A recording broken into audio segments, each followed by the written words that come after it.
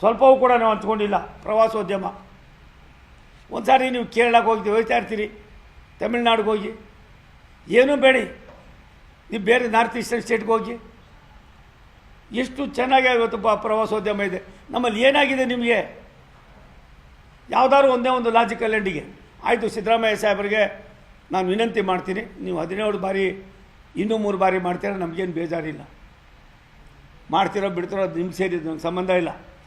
ಏನಕ್ಕೋಸ್ಕರ ಈ ಬಡ್ಜೆಟನ್ನು ಮಾಡಿ ಇದೊಂದು ದೇಶದಲ್ಲಿ ಯಾರು ಕೂಡ ಅದಕ್ಕೆ ಬಗ್ಗೆ ಮೆಚ್ಚುಗೆಯನ್ನು ವ್ಯಕ್ತಪಡಿಸೋದು ಸುಲಭದ ಬಡ್ಜೆಟ್ ಅಲ್ಲ ಅಂತ ಏನೆಲ್ಲ ಮಾತಾಡ್ಕೊಂಡಿದ್ದೀರೋ ಅದು ನಿಮಗೆ, ನಿಮ್ಮ ಆಡಳಿತದ ಕಾರ್ಯವೈಖರಿಗೆ ನನಗನ್ನಿಸ್ತದೆ ನಿಮ್ಮಂಥವ್ರು ಇದು ಇಂಥ ಬಡ್ಜೆಟನ್ನು ಮನ್ನೆ ಮಾಡ್ತೀರಂತ ನಾನಂತೂ ತಿಳ್ಕೊಂಡಿಲ್ಲ. ನನಗನ್ನಿಸ್ತದೆ ನಾನು ಮಾತಾಡೋಕ್ಕೆ ಹೋದ್ರೆ ಸುಮಾರಿದೆ, ಸುಮಾರು ಅಂದರೆ ಗಂಟೆಗಟ್ಟಲೆ ಆಗ್ಬೋದು. ಒಂದೇ ಒಂದು ನಮ್ಮ ರೈಲ್ವೆ ಇಲಾಖೆದು ಫಸ್ಟ್ ಟೈಮ್ ತಂದವರು ನಾನು ಹಣವನ್ನು ಕೊಡ್ತಾಯಿದ್ದೀನಿ. ನಿಮ್ಮ ಕಾಲದಲ್ಲಿ ಈ ಯಾವ ಯೋಜನೆಯೂ ನೀವು ಮಾಡಿಲ್ಲ.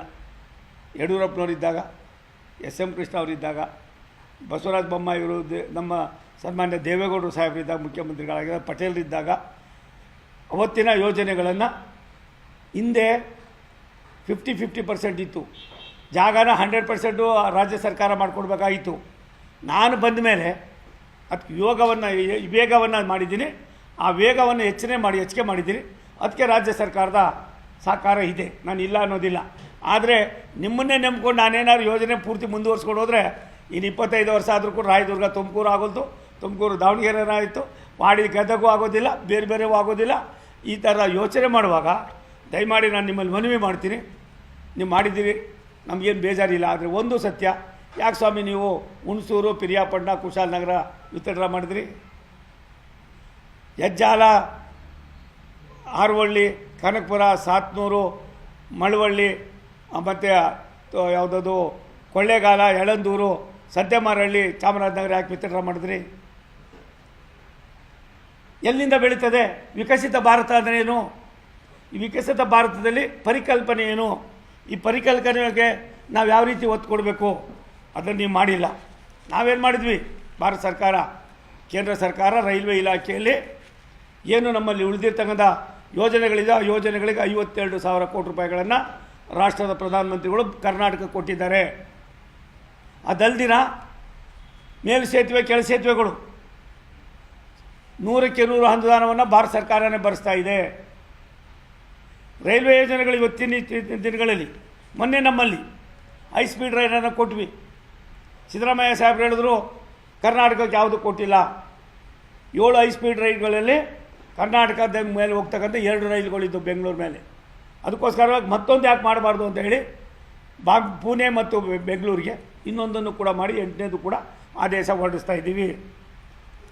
ನಾನು ನಿಮ್ಮಲ್ಲಿ ವಿನಂತಿ ಮಾಡೋದಿಷ್ಟೇ, ನಮ್ಮದು ಬಡ್ಜೆಕ್ಟು, ರೈಲ್ವೆ ಬಡ್ಜೆಕ್ಟು 2,93,000 ಕೋಟಿ. ಕರ್ನಾಟಕಕ್ಕೆ UPA ಗೌರ್ಮೆಂಟ್ ಇದ್ದಾಗ 850 ಕೋಟಿ ರೂಪಾಯಿ ಮೇಲೆ ಯಾವತ್ತೂ ಕೂಡ ನಮ್ಗೆ ದುಡ್ಡು ಕೊಡ್ತಾ ಇರಲಿಲ್ಲ. ನಮ್ಮ ಸರ್ಕಾರ ಬಂದಮೇಲೆ 7,500, 7,700, 7,800 ಕೋಟಿ ರೂಪಾಯಿಗಳನ್ನು ನಾವು ಪ್ರತಿ ವರ್ಷವೂ ಕೂಡ ಕೊಟ್ಕೊಂಡು ಬಂದಿದ್ದೀವಿ. ನೀವು ಅದನ್ನು ಬಿಟ್ಟು ಎಲ್ಲ ಒಂದು ಕಡೆ ಕರ್ನಾಟಕ ರೈಲ್ವೆಯಲ್ಲಿ ಏನಾಗಿದೆ ಎತ್ತಾಗಿದೆ ಅನ್ನೋದಕ್ಕಿಂತ ಹೆಚ್ಚಾಗಿ ನಾವು ಏನೇನು ಕೆಲಸ ಮಾಡಿದ್ದೀವಿ ಅನ್ನೋದು ಕೂಡ ನಿಮಗೆ ಯೋಚನೆ ಮಾಡಬೇಕು. ಇವತ್ತು ನಾನು ರೈಲ್ವೆನಲ್ಲಿ ನಾವು 2019ರಿಂದ 14ರವರೆಗೂ UPA ಗೌರ್ಮೆಂಟ್ ಇದ್ದಾಗ ವಾರ್ಷಿಕ ಅನುದಾನ ಇವರು ಕೊಡ್ತಾ ಇದ್ದಿದ್ದು 11,500. 2025-26ರಲ್ಲಿ ನಾವು ಒಂದೇ ಸಾರಿ 70,000 ಕೋಟಿ ರೂಪಾಯಿಗಳು ಕೊಟ್ಟಿದ್ದೀವಿ. 70,000 ಕೋಟಿ ರೂಪಾಯಿ 11 ವರ್ಷದಲ್ಲಿ 45,000 ಕೋಟಿ ರೂಪಾಯಿಗಳ ಕಾಮಗಾರಿ ಎಲ್ಲ ಒಂದು ಕಡೆ ಮುಗಿಯುವ ಹಂತದಲ್ಲಿ ಬಹುತೇಕ ಕಡೆ ಬಂದಿದೆ. ಈ ಸಾರಿಯೂ ಕೂಡ ಮತ್ತೆ 52,000 ಕೋಟಿ ರೂಪಾಯಿ ಕೊಟ್ಟಿದ್ವಿ. ಕರ್ನಾಟಕದಲ್ಲಿ ಸುಮಾರು 9 ಏನು ಪ್ರಾಜೆಕ್ಟ್ ಇವತ್ತು ಅವ್ರು ಬಡ್ಜೆಟಲ್ಲಿ ಘೋಷಣೆ ಮಾಡಿದ್ದಾರೆ. ಅದಕ್ಕೋಸ್ಕರವಾಗಿ ನಾವು 11,800 ಕೋಟಿ ಮೀಸಲಿಟ್ಟಿದ್ದೀವಿ. ನೀವೇನು ಮಾಡ್ತೀರಿ? 10,000 ಕೋಟಿ ರೂಪಾಯಿ ಬಡ್ಜೆಟ್ ತೋರಿಸ್ತೀರಿ, ಇದು ಒಂದು ಪ್ರಾಜೆಕ್ಟ್ ತೋರಿಸ್ತೀರಿ, 500 ರೂಪಾಯಿ, 5,000 ರೂಪಾಯಿ, ಒಂದು 100 ರೂಪಾಯಿ, 100 ಕೋಟಿ ರೂಪಾಯಿ, 200 ಕೋಟಿ ರೂಪಾಯಿ ಇಡ್ತೀರಿ. ಎಷ್ಟು ವರ್ಷ ಬೇಕು ಸ್ವಾಮಿ ನಿಮ್ಮದೆಲ್ಲ ಮುಗಿಸ್ಬೇಕಾದ್ರೆ? ಭಾರತ ಸರ್ಕಾರ ಈ ರೀತಿ ಮಾಡಿಲ್ಲ. ಯಾವುದೇ ಯೋಜನೆಗಳನ್ನು ನಾವು ಕೈಗೆತ್ಕೊಂಡಾಗ ಆ ಯೋಜನೆಗಳನ್ನು 2 ವರ್ಷ 3 ವರ್ಷಕ್ಕೆ ಇತಿಮಿತಿ ಮಾಡಿ ಆ 3 ವರ್ಷದಲ್ಲಿ ಪೂರ್ತಿ ಮುಗಿಸ್ತಕ್ಕಂಥ ಅದಕ್ಕೆ ಹಣವನ್ನು ಏಕಕಾಲದಲ್ಲಿ ಸ್ಯಾಂಕ್ಷನ್ ಮಾಡಿ ಅದನ್ನು ಬಿಡುಗಡೆ ಮಾಡ್ತಕ್ಕಂಥ ಒಂದು ವಿನೂತನ ಕಾರ್ಯಕ್ರಮವನ್ನು ರಾಷ್ಟ್ರದ ಪ್ರಧಾನಮಂತ್ರಿ ನರೇಂದ್ರ ಮೋದಿಯವರು ಮಾಡಿದ್ದಾರೆ. ದಯಮಾಡಿ ಸಿದ್ದರಾಮಯ್ಯ ಸಾಹೇಬ್ರೆ, ನೀವು ಕೂಡ ಅದನ್ನು ಅನುಸರಣೆ ಮಾಡಿದ್ರೆ ತುಂಬ ಒಳ್ಳೆಯದಾಗ್ತದೆ. ನಿಮ್ಮ ಕಾಲದಲ್ಲಿ ಏನು ಯೋಜನೆ ಮಾಡಿ ಯೋಜನೆಗಳು ಪುಸ್ತಕದಲ್ಲಿ ಇದ್ದಾವೆ ವಿನ ಯಾವುದೂ ಕೂಡ ಇವತ್ತು ಕಾರ್ಯರೂಪಕ್ಕೆ ಬರ್ತಕ್ಕಂಥದ್ದಾಗಿಲ್ಲ. ರಾಜ್ಯ ಸರ್ಕಾರ ಕೇಂದ್ರ ಸರ್ಕಾರದ ಒಂದು ನಾಣ್ಯದ 2 ಮುಖಗಳಾಗಿ ಕೆಲಸ ಮಾಡಬೇಕು ಅನ್ನೋದು ರಾಷ್ಟ್ರದ ಪ್ರಧಾನಮಂತ್ರಿಗಳ ದೂರದೃಷ್ಟಿಯ ಚಿಂತನೆ, ಸಂಕಲ್ಪವೂ ಕೂಡ ಇದೆ. ಆದ್ದರಿಂದ ನಾನು ಇವತ್ತು ನಿಮ್ಗೆ ಆಗ್ರಹ ಮಾಡ್ತೀನಿ, ದಯವಿಟ್ಟು 3840 ಕೋಟಿ ಕಿಲೋಮೀಟರ್ ವ್ಯಾಪ್ತಿಯ 31 ಹೊಸ ಯೋಜನೆಗಳು ನಮ್ಮಲ್ಲಿ ಪ್ರಗತಿಯಲ್ಲಿವೆ. ನಿಮಗೆ ದಾಖಲೆ ಆಗೋಷ್ಟು ಕೆಲಸವನ್ನು ನಾವು ಮಾಡ್ತಾಯಿದ್ದೀವಿ. ನೀವು ಮಾಡಿರ್ತಕ್ಕಂಥ 17 ವರ್ಷದಲ್ಲಿ ನೀವೆಷ್ಟು ಬಡ್ಜೆಟ್ ಮಾಡಿದ್ದೀರಿ ರಿವ್ಯೂ ಮಾಡಿಬಿಡಿ ಸಾಹೇಬ್ರೆ. ಎಷ್ಟು ಮಟ್ಟಿಗೆ ನೀವು ಹಣವನ್ನು ಬಿಡುಗಡೆ ಮಾಡಿದ್ದೀರಿ, ಯಾವ ವರ್ಷದಲ್ಲಿ ಎಷ್ಟೆಷ್ಟು ದುಡ್ಡು ಬಿಡುಗಡೆ ಮಾಡಿದ್ದೀರಿ, ಅದರ ಪ್ರಗತಿ ಏನು, ಅದರ ಸಾಧನೆ ಏನು, ಯಾವುದಕ್ಕೆ ನೀವು ಆದ್ಯತೆ ಕೊಟ್ಟಿದ್ದೀರಿ, ಬಡವರೇನು, ಕಡುಬಡವರೇನು, PDS ಏನು, ಇದರಿಂದ ಬರ್ತಕ್ಕಂಥ ಬಡವ್ರಿಗೆ ಆಗ್ತಕ್ಕಂಥ ಲಾಭ ಏನು, ನಾವು ಕೊಡ್ತಕ್ಕಂಥ ಭಾರತ ಸರ್ಕಾರ ಕೊಡ್ತಕ್ಕಂಥ ಒಂದು ವ್ಯವಸ್ಥೆ ಏನಿದೆ ಅದನ್ನು ನೀವು ಸಮರ್ಪಕವಾಗಿ ನೀವು ಉಪಯೋಗಿಸ್ಕೊಂಡು ಬೇಕಾಗಿರ್ತಕ್ಕಂಥ ಮ್ಯಾಚಿಂಗ್ ಗ್ರಾಂಟನ್ನು ನೀವು ಕಾಲಕ್ಕೆ ಬಿಡುಗಡೆ ಮಾಡಿದ್ರೆ ನಿಮ್ಮ ವೇಗ ಎಷ್ಟು ಮಟ್ಟಿಗೆ ದೂರ ಜಾಸ್ತಿ ಆಯ್ತದೆ. ಇದನ್ನು ಮಾಡಬೇಕು ಅಂದರೆ ನೀವು 106 ಯೋಜನೆಗಳನ್ನು ಪ್ರಕಟ ಮಾಡ್ತೀರಿ. ಆ ಯೋಜನೆಗಳು ಇನ್ನೇನು ಪುಸ್ತಕದಲ್ಲೇ ಓಡಾಡ್ಕೊಂಡಿದ್ದು ಇನ್ನೇನು ಮುಗೀತದೆ ಇಯರು, ಮತ್ತು ನೆಕ್ಸ್ಟ್ ಇಯರ್ ಬಡ್ಜೆಟ್ ಬಂತು ಅಂದಾಗ ಅದಕ್ಕೊಂದು 5 ಕೋಟಿ 10 ಕೋಟಿ 20 ಕೋಟಿ 15 ಕೋಟಿ ಕೊಟ್ಟು ನೀವೆಲ್ಲ ಒಂದು ಕಡೆ ಇದನ್ನು ಕಿವಿಗೆ ಹೂವು, ಇವತ್ತು ಭಾರಿ ಚೆನ್ನಾಗಿ ನಾವು ನೋಡಿದೆ. ನಮ್ಮ ರವಿಕುಮಾರ್ ಅವರು ಒಂದು ಕಡೆ ಚಂಬು ಇಟ್ಕೊಂಡಿದ್ರು, ಇನ್ನೊಂದು ಕಡೆ ಕಿವಿ ಹೂವು ಇಟ್ಕೊಂಡಿದ್ರು. ಇದು ನಾವು ನೋವಿನ ಸಂಗತಿ ಆದರೂ ಕೂಡ ರಾಜ್ಯ ಸರ್ಕಾರ ವಿಕಸಿತ ಭಾರತ 2047 ಅಂದಾಗ ಪ್ರಧಾನಿಗಳು ಇದರಿಗೆ ಹೆಜ್ಜೆಗೆ ಈ ಒಂದು ಬಡ್ಜೆಟ್ ಪೂರಕವಾಗಿಲ್ಲ. ರಾಷ್ಟ್ರದ ಪ್ರಧಾನಮಂತ್ರಿಗಳ ಆಶಯ ಏನಿದೆ, ಧ್ವನಿ ಇಲ್ಲದ ಆಸರೆ ಇಲ್ಲದ ಎಲ್ಲ ವರ್ಗರಿಗೂ ಕೂಡ ಸಮಾನತೆಯನ್ನು ಕೊಡಬೇಕು. ಪ್ರಧಾನಮಂತ್ರಿ ಆವಾಸ್ ಯೋಜನೆಯಿಂದ ಹಿಡಿದು ಪ್ರಧಾನಮಂತ್ರಿ ಗ್ರಾಮ ಸಡಕ್ರಿಂದ ಹಿಡಿದು ಸಾಮಾನ್ಯರಿಗೆ ಒತ್ತನ್ನು ಕೊಡ್ತಕ್ಕಂಥ ಯೋಜನೆಗಳಲ್ಲಿ ಯಾವುದು ಕೂಡ ನಿಮ್ಮಲ್ಲಿಲ್ಲ. ಎಲ್ಲ ಯೋಜನೆಗಳು ಕೂಡ ಪುಸ್ತಕದಲ್ಲಿ ಇರ್ತದೆ ವಿನ ಅದಕ್ಕೆ ಕಾರ್ಯರೂಪಕ್ಕೆ ತರ್ತಕ್ಕಂಥ ಅದಕ್ಕೆ ನೀವು ಇನ್ನೂ 1 ವರ್ಷ ಆದರೂ ಕೂಡ ಪ್ರೈಮರಿ ಸ್ಟೇಜಲ್ಲಿ ಇರ್ತೀರಿ. ನಾನು ನಿಮ್ಮ ಮೂಲಕ ಆಗ್ರಹ ಮಾಡ್ತೀನಿ, 4,000 ಕನ್ನಡ ಶಾಲೆಗಳನ್ನು ಏನು ಮುಚ್ಚಿದ್ದೀರಿ, ಈಗಾಗಲೇ 3,900 ಕೋಟಿ ರೂಪಾಯಿನ ನಾವು ಸುಮಾರು ಅದೆಷ್ಟೋ 800 ಶಾಲೆಗಳಿಗೆ ನಾವು ಅಪ್ಗ್ರೇಡ್ ಮಾಡ್ತೀವಿ ಅಂತ ಹೇಳಿದ್ದೀರಿ. ಮಾಡಿ ನಾವು ಬೇಡ ಅನ್ನೋದಿಲ್ಲ. ಯಾವಾಗ ಮಾಡ್ತೀರಿ? ನಾವಾಗ ಮಾಡಿಲ್ಲ. ನಾನೊಬ್ಬ ರೈಲ್ವೆ ಮಂತ್ರಿಯಾಗಿ ನಾನು ಬಂದ ಮೇಲೆ ಯಾವ್ಯಾವ ವರ್ಷದ್ದು 30-35 ವರ್ಷದ ಯೋಜನೆಗಳನ್ನು ಕೈಗೆತ್ಕೊಂಡ್ವಿ. ನಾವು ಯಾವುದೋ ಹೊಸ ಯೋಜನೆಗಳು ಕೊಟ್ಟಿಲ್ಲ. ಇನ್ನು ಎಷ್ಟು ವರ್ಷ ನೀವು ಯಾವುದೋ ತಾತನ ಕಾಲದನ್ನೇ ಇಟ್ಕೊಂಡು ಕೂತ್ಕೊಂಡಿದ್ದೀರಿ? ದಯವಿಟ್ಟು ಮುಖ್ಯವಾಹಿನಿಗೆ ಬನ್ನಿ, ಭಾರತ ಸರ್ಕಾರದ ಜೊತೆಯಲ್ಲಿ ಕೈ ಜೋಡಿಸಿ. ರಾಷ್ಟ್ರದ ಪ್ರಧಾನಮಂತ್ರಿಗಳ ಚಿಂತನೆಯಲ್ಲಿ ಕರ್ನಾಟಕವು ಕೂಡ ಅಭಿವೃದ್ಧಿ ಇನ್ನೂ ಮೇಲ್ಪಂಕ್ತಿಗೆ ಹೋಗಬೇಕು. ಈ ಮೇಲ್ಪಂಕ್ತಿಗೆ ಹೋಗಬೇಕು ಅಂದಾಗ ನಿಮ್ಮಲ್ಲಿರ್ತಕ್ಕಂಥ ಏನೋ ಒಂದು ರೀತಿ ನಾನತ್ವ ಇದೆಯಲ್ಲ, ಈಗೋ ಅದನ್ನು ಬಿಡಿ.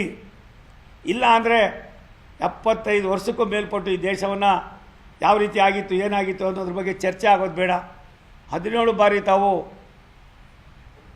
ಆರ್ಥಿಕ ಮಂತ್ರಿಗಳಾಗಿ, 7-8 ಬಾರಿ ಮುಖ್ಯಮಂತ್ರಿಗಳಾಗಿ ತಾವು ಆಯವ್ಯಯವನ್ನು ಮಂಡನೆ ಮಾಡಿದ್ದೀರಿ. ಈ ಆಯವ್ಯಯ ಸಾಮಾನ್ಯ ಜನರಿಗೆ, ಬಡವರಿಗೆ, ಧ್ವನಿ ಇಲ್ಲದವರಿಗೆ, ತಾವೇ ಹೇಳ್ತಿರಲ್ಲ ಎಲ್ಲ ಒಂದು ಕಡೆ OBC ಅಂತ, ಅವರಿಗೆ ಇದರಿಂದ 1% ಕೂಡ ಸಹಾಯ ಆಗೋದಿಲ್ಲ.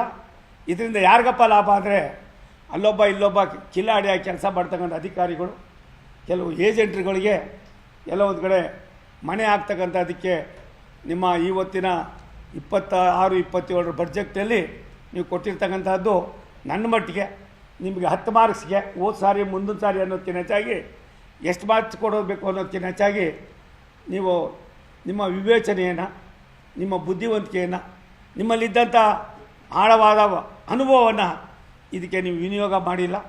ಆದ್ದರಿಂದ ನಿಮ್ಮ ಕಾರ್ಯವೈಖರಿಯಲ್ಲಿ ಬದಲಾವಣೆಯನ್ನು ಮಾಡಿಕೊಳ್ಳದೆ ಹೋದರೆ ರಾಜ್ಯದ ಜನ ನಿಮ್ಗೆ ಇಟ್ಟಿರ್ತಕ್ಕಂಥ ಒಂದು ಏನಿತ್ತು ನಂಬಿಕೆ, ಈಗಾಗಲೇ ಅದು 90 ಭಾಗ ಹೋಗಿದೆ.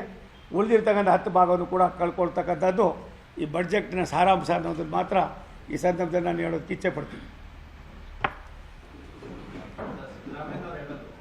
ಕೇಂದ್ರದಿಂದ ಬರುವಂಥ ಸಾಕಷ್ಟು ಬರ್ತಾ ಇಲ್ಲ. ಉದಾಹರಣೆಗೆ ಮೆಟ್ರೋಗೆ 88,000 ಕೋಟಿ ಅಷ್ಟು ಖರ್ಚಾಗಿರೋದು, ಕೇಂದ್ರ ಕೊಟ್ಟಿರೋದು ಬರೀ ಒಂದು 8,000 ಕೋಟಿ ಅಷ್ಟೇ. ಸಾಲ ಮಾಡಿರೋದು ಎಷ್ಟು ಇವ್ರ ಕೈಯಿಂದ ಎಷ್ಟು ಹಾಕಿದ್ದಾರೆ? ಕೇಂದ್ರ ಸರ್ಕಾರ ಕೂಡ ಮಾಡಿದೆ ಮಾತಾಡಿದ್ರೆ ಅಲ್ಲ, ಒಂದು ನಿಮಿಷ ತಾಳಿ. ಕಾಂಗ್ರೆಸ್ ಸರ್ಕಾರ ಅದೊಂದು ಸಮುದ್ರ ರೀ. ಆ ಸಮುದ್ರದ ಬಗ್ಗೆ ಯಾಕ್ರಿ ಮಾತಾಡ್ತೀರ? ನೀವೊಂದು ಕೊಚ್ಚೆ ಮೀನು ಕಂಡ್ರಿ ನೀವು. ಕೇಂದ್ರ ಸರ್ಕಾರ ಒಂದು ದೊಡ್ಡ ಸಮುದ್ರ ಉಪಯೋಗಿಸ್ಕೊಳ್ರಿ. ಅದನ್ನು ಬಿಟ್ಬಿಟ್ಟು ಎಷ್ಟು ಸಾರಿ ಹೇಳ್ತೀರಿ ಸಿದ್ದರಾಮಯ್ಯನವರೇ, ನಿಮ್ಮ ತಪ್ಪನ್ನು ಮುಚ್ಕೊಳ್ಳೋದಕ್ಕೋಸ್ಕರವಾಗಿ. ನಾನು ಮಾತಾಡ್ತಾರೆ ಏನು ಹೇಳಿದ್ರಿ ನೀವು? ನಮ್ಮ ಪ್ರಧಾನಮಂತ್ರಿಗಳು ಯಾರು? ಅವರು ಕೂಡ ಹಿಂದುಳಿದಿರ್ತಕ್ಕಂಥ ಒಂದು ಸಮಾಜದಿಂದ ಬಂದಿರತಕ್ಕಂಥ, ಎಲ್ಲಾದರೂ ಒಂದು ಕಡೆ ಎತ್ತಿದ್ದಾರೆ ಆ ಥರ ಮಾತು. ಏನಕ್ಕೆ ಮಾತಾಡ್ತೀರಿ ಇವೆಲ್ಲ ನೀವು? ಹಾಂ, ಅಲ್ಲಲ್ಲ, ನಾಚಿಕೆ ಆಗಬೇಕಾಗಿರೋದು ಸಿದ್ದರಾಮಯ್ಯನವ್ರಿಗೆ. ನಾಚಿಕೆ ಆಗಬೇಕಾಗ ಸಿದ್ದರಾಮಯ್ಯನವ್ರಿಗೆ ಅವರ ಬಡ್ಜೆಟ್ಟು ಇವತ್ತೇನು ಕೊಟ್ಟಿದ್ದಾರಲ್ಲ, ರಾಜ್ಯದ ಜನರನ್ನು ಎಲ್ಲೋ ಒಂದು ಕಡೆ ಕತ್ತಲೆ ಕೋಣೆಯಲ್ಲಿ ಇಟ್ಟಿದ್ದೀರಿ, ವಂಚನೆ ಮಾಡಿದ್ದೀರಿ. ಇದು ನಿಮಗೆ ಗೌರವ ಅಲ್ಲ. ನಾನು ಒಬ್ಬ ನಿಮ್ಮ ಹತ್ತಿರದಿಂದ ನೋಡಿರೋನಾಗಿರೋದ್ರಿಂದ ಇದು ನಿಮ್ಮ ಬಡ್ಜೆಕ್ಟ್ ಅಲ್ಲ, ಯಾರೋ ಮೆಚ್ಚುಗೆ ಬಡ್ಜೆಕ್ಟು. ಕೇಂದ್ರ ಸರ್ಕಾರವನ್ನು ನೀವು ಮಾತಾಡೋದಕ್ಕೆ ನಿಮ್ಗೆ ನೈತಿಕತೆಯೂ ಇಲ್ಲ.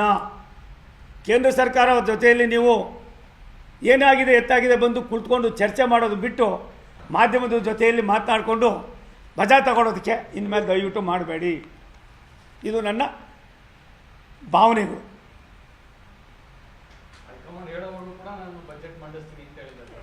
ಅಪ್ಪ ಒಂದು ನಿಮಿಷ,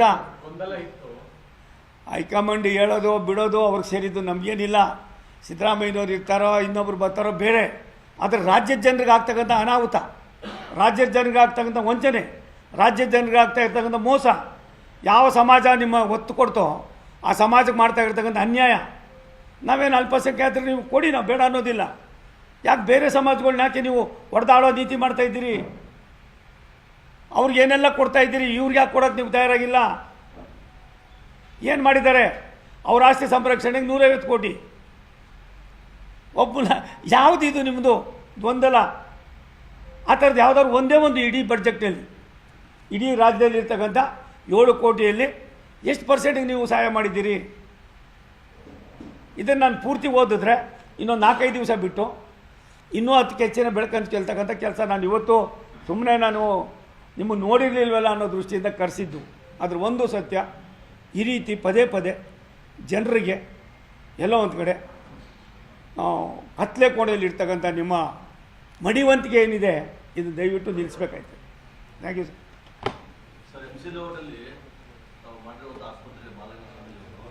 ಅಪ್ಪ, ನಾನು ಅದನ್ನು ಜಯದೇವ ಕೊಡಬೇಕು ಅಂತ ಅವಾಗೆ ತೀರ್ಮಾನ ಮಾಡಿದ್ವಿ. 24x7 ನಡೀಬೇಕು ಅಂತ ಇತ್ತು. 325 ಬೆಡ್ಡಿನ ಆಸ್ಪತ್ರೆ ಇದು. ಅದಲ್ದಿರ ಏನು ನಾಯಂಡಹಳ್ಳಿಲಿ ನಾನು 220 ಬೆಡ್ಡೆಡ್ ಆಸ್ಪತ್ರೆ ಮಾಡಿದ್ದೀನಿ ಪುನೀತ್ ರಾಜ್ಕುಮಾರ್ ಅವರ ಹೆಸರಿನಲ್ಲಿ. ಒಂದು ಸಾರಿ ನೀವು ಅಲ್ಲಿ ಹೋಗಿ ಬನ್ನಿ, ಮುಚ್ಚಿ ಎಷ್ಟು ವರ್ಷ ಆಗಿದೆ ನೋಡಿ. ಅವ್ರಿಗೆ ಅದು ಗೊತ್ತೇ ಇಲ್ಲ. ಮತ್ತು ಇವತ್ತು ನೀವು ಈ ಭಾಗಕ್ಕೆಲ್ಲ ನೀರು ಕೊಡ್ತಾಯಿದ್ದೀರಿ. ನಾನು ಹೋಗಿದ್ದೆ ಮೊನ್ನೆ ಚಿಕ್ಕಬಳ್ಳಾಪುರಕ್ಕೆ ಹೋಗಿದ್ದೆ, ಮತ್ತು ಸಿಡ್ಲಘಟ್ಟಕ್ಕೆ ಹೋಗಿದ್ದೆ, ಬೇರೆ ಬೇರೆ ಕೋಲಾರಕ್ಕೆ ಎಲ್ಲ ಕಡೆ ಸುತ್ತಾಡ್ತಾ ಇದ್ದೀನಿ, ಬಂಗಾರಪೇಟೆ ಎಲ್ಲ ಕಡೆ ಸುತ್ತಾಡ್ತಾ ಇದ್ದೀನಿ. ನೀರೇನು ಇವತ್ತು ಬೆಂಗಳೂರಿನಿಂದ ನೀವು ನಮ್ಮ ಇತರ ನೀರು ಕೊಡ್ತಾ ಇದ್ದೀರಲ್ಲ, ಅದರ ಕ್ವಾಲಿಟಿಯನ್ನು ಯಾರು ಚೆಕ್ ಮಾಡ್ತಾ ಇದ್ದೀರಾ? ನೀವು ನಮ್ಮ ನಾಯಂಡಹಳ್ಳಿಗೆ ನಾನು ಫಸ್ಟೇ ನೀರು ಬಿಡಿಸಿದ್ದೀನಿ, ನಾನು ಮಂತ್ರಿ ಆಗಿದ್ದಾಗ. ಎಷ್ಟು ಚೆನ್ನಾಗಿತ್ತು, ಇವತ್ತೇನಾಗಿದೆ ಹೋಗಿ ನೋಡ್ಕೊಬನ್ನಿ. ಒಂದು ರೀ, ಎಲ್ಲರೂ ಬುದ್ಧಿವಂತರಾಗ್ಬಿಟ್ಟು ಎಲ್ಲರೂ ಆಡಳಿತ ಮಾಡ್ತಾವ್ರೆ ವಿನ ಅಲ್ಲಿ ಏನು ನಡೀತಾ ಇದೆ ಅಂತ ನೋಡೋರು ಒಬ್ಬರು ಗತಿ ಇಲ್ಲ ಇವ್ರ ಹತ್ರ. ಇರೋ ಬರೋರೆಲ್ಲನೂ ಕೂಡ ಎಲ್ಲೇನು ಸಿಗ್ತದೆ, ಎಲ್ಲಿ ಹೆಂಗೆ ಏನು ಎತ್ತ ಹಾಂ ಅಂತ ಅಂದರೆ ಎಲ್ಲಿಂದ ಆಯ್ತದೆ ಇದು? ರಾಜ್ಯ ಅಭಿವೃದ್ಧಿ ಆಗಬೇಕು ಅನ್ನೋದು ರಾಷ್ಟ್ರದ ಪ್ರಧಾನಮಂತ್ರಿಗಳು, ಕರ್ನಾಟಕವು ಕೂಡ ವಿಕಸಿತ ಭಾರತ 2047 ಸೇರಬೇಕು ಅನ್ನೋ ನಮ್ಮ ಆಸೆ. ನಾವು ಯಾವ ರೀತಿ ಮಾಡಿದ್ದೀವಿ? ನಮ್ಮ ಕೆಲಸ ಕಾರ್ಯಗಳೇನಿದೆ, ರಾಷ್ಟ್ರದ ಪ್ರಧಾನಮಂತ್ರಿಗಳ ಒಂದು ದೂರದೃಷ್ಟಿ ಏನಿದೆ, 10% ನೀವು ಹೆಜ್ಜೆ ಹಾಕಿದ್ರೆ ವಿಕಸಿತ ಭಾರತ ಅನ್ನೋದಕ್ಕಿಂತ ಹೆಚ್ಚಾಗಿ ವಿಕಸಿತ ಭಾರತದಲ್ಲಿ ವಿಕಸಿತ ಕರ್ನಾಟಕ ಕೂಡ ಆಗಬೇಕು ಅನ್ನೋದು ರಾಷ್ಟ್ರದ ಪ್ರಧಾನಮಂತ್ರಿ ನಮ್ಮ ನೆಚ್ಚಿನ ನರೇಂದ್ರ ಮೋದಿಯವರ ಕನಸಿದೆ. ಸಿದ್ದರಾಮಯ್ಯ ಸಾಹೇಬ್ರೆ, ವಿಕಸಿತ ಭಾರತದಲ್ಲಿ ವಿಕಸಿತ ಕರ್ನಾಟಕ ಮಾಡಿ ಅದು ಬಿಟ್ಟು ಎಲ್ಲವನ್ನು ಕೂಡ ಮಾಡೋಕ್ಕೆ ಕೊಟ್ಟಿದ್ದೀರಿ. ಇನ್ಮೇಲಾದರೂ ಕೂಡ ನೀವು ಪದೇ ಪದೇ ಕೇಂದ್ರ ಸರ್ಕಾರ ಕೊಟ್ಟು ಯಾವುದು ಕೊಟ್ಟಿಲ್ಲ ನಿಮಗೆ. ನರೇಗಾ ನಾವು ಮಾಡಿದ್ವಾ? 4,23,000 ಜಾಬ್ ಕಾರ್ಡ್ಗಳು ಬೋಗಸ್ ಮಾಡಿದ್ದು ನಾವಾ? JCB ಮಣ್ಣು ತೆಗೆಸ್ಬಿಟ್ಟು ಅವ್ರು ಯಾರ್ದೋ ಹೆಸರು ಹಾಕ್ಕೊಂಡು ಬೇಕಾದವ್ರು ದುಡ್ಡು ತೊಗೋತಾ ಇದ್ರಿ. ಅದನ್ನು ನಿಲ್ಲಿಸಿತ್ತಪ್ಪ. 100 ದಿನ ಇದ್ದು 125 ಮಾಡಿದ್ವಿ. ನಾವೇನು ಕೊಡ್ತಾಯಿದ್ವಿ ಅದಕ್ಕಿಂತ ಇವತ್ತು 17,000 ಕೋಟಿ ನಿಮ್ಗೆ ಹೆಚ್ಚಿಗೆ ಕೊಡ್ತಾಯಿದ್ವಿ. ಮೊದಲು 88,000 ಕೋಟಿ ಇತ್ತು, ಇವಾಗ 8,000 97,000 98,000 ಕೋಟಿ ರೂಪಾಯಿ ಇವತ್ತು ನಾವು ವಿಕಸಿತ ಭಾರತ ರಾಮ್ಜಿಗೆ ನಾವು ಕೊಡ್ತಾಯಿದ್ದೀವಿ. ಜನಗಳಿಗೆಲ್ಲ ಒಂದು ಕಡೆ ಸುಳ್ಳು ಹೇಳೋದು, ಕುತಂತ್ರ ಮಾಡೋದು, ಒಬ್ಬರನ್ನ ಇನ್ನೊಬ್ಬರ ಮೇಲೆ ಎತ್ಕಟ್ಟೋದು. ಚುನಾವಣೆ ಬಂದಾಗ ಏನಾದ್ರು ಮಾಡ್ಕೊಳ್ಳಿ, ನಾವು ಬೇಡ ಅನ್ನೋದಿಲ್ಲ. ಅಭಿವೃದ್ಧಿ ಬಂದಾಗ ವಿಕಸಿತ ಭಾರತ ಆಗಬೇಕಾದಾಗ ವಿಕಸಿತ ಕರ್ನಾಟಕ ಆಗಬೇಕು. ವಿಕಸಿತ ಭಾರತ ಜೊತೆಯಲ್ಲಿ ವಿಕಸಿತ ಕರ್ನಾಟಕ ಕೂಡ ಮುಖ್ಯವಾಹಿನಿಗೆ ಬರಬೇಕು ಅನ್ನೋದು ಕರ್ನಾಟಕದ 7 ಕೋಟಿ ಕನ್ನಡಿಗರ ಆಶಯ ಇದೆ. ಇದನ್ನು ಈಡೇರಿಸೋದಕ್ಕೆ ನೀವು ಯಾವ ರೀತಿ ಸ್ಕೀಮ್ ಹಾಕೋತಿರೋ ಇನ್ನು ಮುಂದಾರು ಇದು ಇದೆಯಲ್ಲ, ಇದು ನಮ್ಮ ಅಪ್ರಾಣೆ. ಇದರೊಳಗೆ 10% ಕೂಡ ಅವ್ರು ರೀಚ್ ಮಾಡೋಕ್ಕಾಗೋದಿಲ್ಲ. ನಾವು ಬನ್ನಿ, ನಮ್ಮಲ್ಲಿ 52 ವಾರ ಇದೆ ಒಂದು ವರ್ಷಕ್ಕೆ. ರವಿ, 52 ವಾರದಲ್ಲಿ 52 ಯೋಜನೆಗಳನ್ನು ನಾವು ಮಾಡ್ತಾಯಿದ್ದೀವಿ. ಒಂದೊಂದು ವಾರನೂ ಕೂಡ ಒಂದೊಂದು. 11ನೇ ತಾರೀಕು ಕೇರಳದಲ್ಲಿ, ತಮಿಳುನಾಡಿನಲ್ಲಿ, ಕರ್ನಾಟಕದಲ್ಲಿ, ಗೋವಾದಲ್ಲಿ, ಮಹಾರಾಷ್ಟ್ರದಲ್ಲಿ, ನಾಳೆ 7-8 ನಮ್ಮ JJMನಿಂದ ಯಾವ್ಯಾವ ರೀತಿ ಕಾರ್ಯಕ್ರಮ ಆಯ್ತಾಯಿದೆ, ಏನಾಗ್ತದೆ, ಎಲ್ಲ ಇಲಾಖೆಯು ಕೂಡ ನಾಗಾಲೋಟದಲ್ಲಿ ಸಾಗ್ತಾಯಿದೆ. ನಿಮಗೇನಾಗಿದೆ? ಅವ್ರ ಜೊತೆ ಕೈ ಜೋಡಿಸಿ ಕೆಲಸ ಮಾಡೋಕ್ಕೆ ಬರಲಿ. ನಿಮ್ಮ ಮಂತ್ರಿಗಳಲ್ಲಿ ಬಂದು ಕೂತ್ಕೊಂಡು ಅಧಿಕಾರಿಗಳ ಜೊತೆಲಿ ಬೆರೆತು ಮಾತನಾಡಿ ಏನು ಬೇಕೋ ಉಪಯೋಗಿಸ್ಕೊಳ್ಳೋದು ಬಿಟ್ಟು ಮೋದಿಯವರು ನಿಮಗೆ ಸಿಂಹ ಸ್ವಪ್ನ ಆಗ್ಬಿಟ್ಟವ್ರೆ. ಮೋದಿಯವರು ಅಭಿವೃದ್ಧಿ ಅಂತ ಯೋಚನೆ ಮಾಡಿ ದೇಶವನ್ನು ಸರ್ವಾಂಗೀಣ ಅಭಿವೃದ್ಧಿ ಕೊಟ್ಕೊಂಡು ಹೋಗೋರು. ನಾನು 1 ವರ್ಷ 9 ತಿಂಗಳು ಮುಗಿತಾ ಬಂತು ನಾನು ಮಂತ್ರಿಯಾಗಿ. 1 ವರ್ಷ 9 ತಿಂಗಳಲ್ಲಿ ಇಲ್ಲೇನು 40 ವರ್ಷಕ್ಕೂ ಮೇಲ್ಪಟ್ಟು 43-44 ವರ್ಷ ನಾನು ಕೆಲಸ ಮಾಡಿದೆ. ಅದು 100 ಪಟ್ಟು ನನಗಿವತ್ತು ಜ್ಞಾನೋದಯನೂ ಆಗಿದೆ, ಬದಲಾವಣೆಯೂ ಮಾಡಬೇಕು ಅಂತ ಇದೆ. ರಾಷ್ಟ್ರದ ಮುಖ್ಯವಾಹಿನಿಯಲ್ಲಿ ಕರ್ನಾಟಕವು ಕೂಡ ಸೇರಬೇಕು ಅನ್ನೋದು ನಮ್ಮ ಬಯಕೆ ಇದೆ. ಇದನ್ನು ಯಾರಾದರೂ ಯೋಚನೆ ಮಾಡಿದ್ದೀರಿ? ಇಷ್ಟೊಂದು ಜನ ಇದ್ದೀರಲ್ಲ ನೀವು. ಮಾತಾಡ್ತಾರೆ. ನಾನು ಸಿದ್ದರಾಮಯ್ಯನವ್ರಿಗೆ ಮೋದಿಯವ್ರಿಗೆ ಏನಾಗಿದೆ ಅನ್ನೋದಕ್ಕಿಂತ ಹೆಚ್ಚಾಗಿ ನಿಮ್ಮನ್ನು ಎಷ್ಟೊಂದು ಗೌರವಿಸ್ತಾರೆ ರೀ. ಒಬ್ಬ ರಾಜ್ಯದ ಮುಖ್ಯಮಂತ್ರಿ ಅಂತ ಎಷ್ಟು ಗೌರವಿಸ್ತಾರೆ. ಅದ್ರ ಬಗ್ಗೆ ನೀವು ಚಿಂತನೆ ಮಾಡಿರಿ. ಯಾವುದೋ ಕುರ್ಚಿಗೋಸ್ಕರ ಇನ್ಯಾರನ್ನೂ ತೃಪ್ತಿಪಡಿಸೋಕ್ಕೋಸ್ಕರ ಸಿದ್ದರಾಮಯ್ಯ ಕಳೆದೋಗವ್ರೆ ಅಂತ ಪದೇ ಪದೇ ಹೇಳಿದ್ದೀನಿ. ಮತ್ತೆ ಇವತ್ತು ನಾನು ವಿನಂತಿ ಮಾಡ್ತೀನಿ, ಈ ಒಂದು ಆಯವ್ಯಯ ರಾಜ್ಯದ ಜನರಿಗೆ ಕಣ್ಣೊರೆಸ್ತಕ್ಕಂಥ ಕುತಂತ್ರ ಆಗಿದೆ. ಈ ಬಡ್ಜೆಕ್ಟು ಸಾಲದ ಹೊರೆಯಿಂದ ಈಚೆ ಬರತಕ್ಕಂಥದಕ್ಕೆ ಒಂದೇ ಒಂದು ಮುನ್ಸೂಚನೆಗಳು ಕೊಡಿಲ್ಲ. ಯಾವುದೇ ಪ್ರಾಜೆಕ್ಟ್ಗಳು ನಿಮ್ಮದೇನಿದೆ ಅಂಥ ಪ್ರಾಜೆಕ್ಟ್ಗಳನ್ನು ಕೈಗೆತ್ಕೊಂಡು ಒಂದು ಲಾಜಿಕಲ್ ಎಂಡ್ಗೆ ಹೋಗ್ತಕ್ಕಂಥದ್ದಕ್ಕೆ ನಿಮ್ಮ ಈ ಬಡ್ಜೆಕ್ಟು ನಿಷ್ಪ್ರಯೋಜನ ಆಗಿದೆ. ಇದನ್ನು ಇನ್ನು ಮುಂದಾದೊಂದು ಚರ್ಚೆ ನಡೆಯುವಾಗ ಸಾಕಷ್ಟು ಬದಲಾವಣೆ ಮಾಡಿಕೊಂಡ್ರೆ ಒಳ್ಳೆಯದು ಅಂತ ನನ್ನ ಅಭಿಪ್ರಾಯ. ನನಗೆ CM ಯಾರೋ JDS ಏನೋ UPA ಏನೋ ಯಾವುದೋ ಮಾಹಿತಿ ಇಲ್ಲ. ನಮಗೆ ನಮ್ಮದೇ ಆದಂಥ ಒಂದು ಗಟ್ಟಿ ಧ್ವನಿಯ ಹೈಕಮಾಂಡು UPA ನಮ್ಮ ಪಾರ್ಟಿಯಲ್ಲಿ ಇದೆ.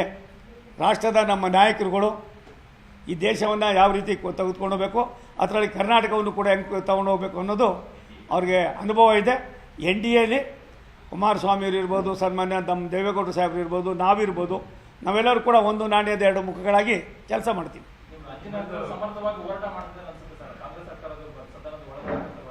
ಯಾರು? ನನಗೆ ಅದರ ಬಗ್ಗೆ ಮಾಹಿತಿ ಇಲ್ಲ.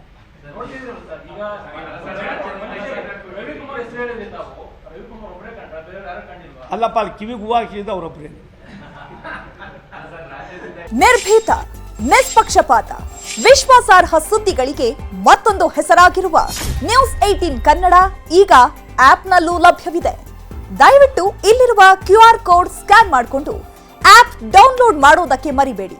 ನಿಮ್ಮ ಬೆಂಬಲ ಹೀಗೆ ಸದಾ ನಮ್ಮೊಂದಿಗಿರಲಿ. ಧನ್ಯವಾದ.